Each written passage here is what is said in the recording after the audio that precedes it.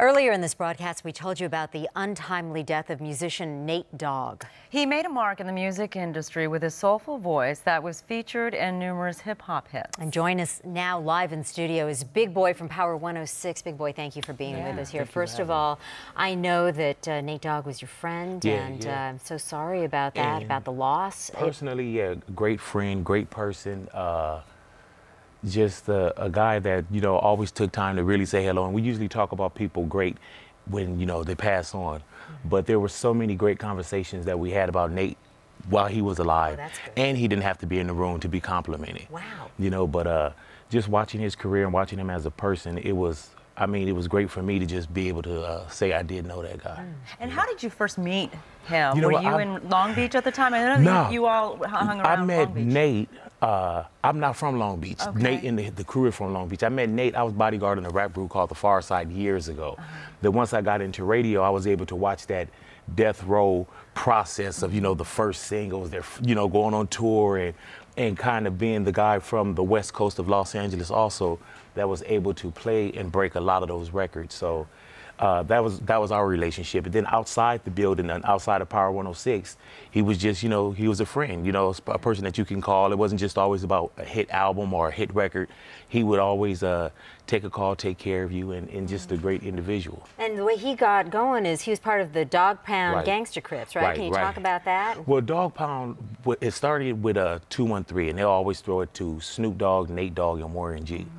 And Warren, of course, is Dr. Dre's baby brother. So they were a group first, and then, Snoop takes off as the solo artist, but they were always that great clique. Then you have Daz, you have Corrupt, and they just really made what was going on in the streets of Los Angeles, Long Beach, West Coast.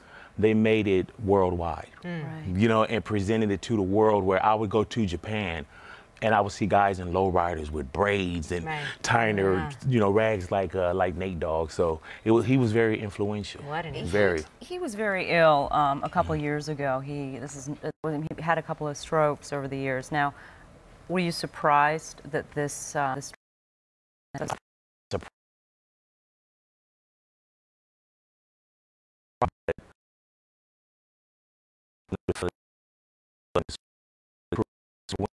went on Power 106 and said exactly how ill Nate was, our progress report on him.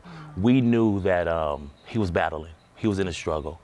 And once we got the phone calls last night that he lost this battle, that's when, that particular side of the closure came. It's all over the internet. And I was reading on some of the comments from some of the other hip-hop artists like Eminem, the rap artists. So many people have come forward. Snoop Dogg, of course. He worked with everybody. We called him the assist leader. And they always said it wasn't a hit until Nate Dogg spit. Wow. That's when you had a record. What influence. And you had a pretty big tribute to him this morning. Oh, yeah, we had to. I mean, I started at like 5 in the morning at Power.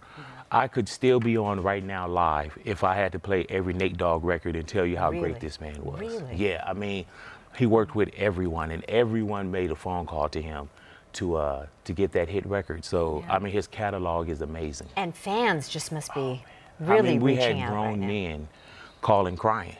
I mean, like Nate Dogg, he belonged to us. It was like, that's our Nate Dogg.